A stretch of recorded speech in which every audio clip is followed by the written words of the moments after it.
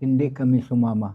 Mhm. Kasi galit na galit kami sa mga korupsyon. Mhm. Kaya nga hindi natuloy ang modernisasyon namin Mhm. dahil kinukurakot na palang pera. Ayay. Kung hindi kinukurakot siguro, mga modernize na ang mga sasakyan natin. Mhm. Ay may pera ang gobyerno. Galit kami na galit sa mga magnanakaw. Mhm. Pero sa gagawin wilga ng transport, hindi kami sumama kasi naawa kami sa mga tao. Mhm. Pasayro, estudyante, mga trabahante. Mhm. Lahat ng tao ay galit. Mhm.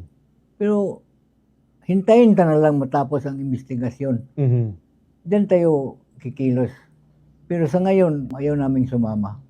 Ako ginanawagan ko nga, di nato presyon ang mga sumasakay, trabahante, estudyante tungod kay kana sila supak gyapon na sa mga korupsyon. Mhm. Supak gyapon na.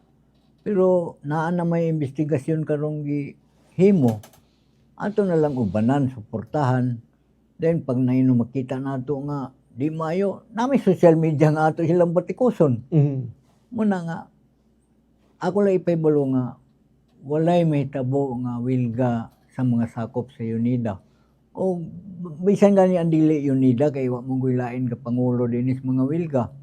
Ang UNIDA ra man gyud. Una nga ipasalig na ako nga naay masakyan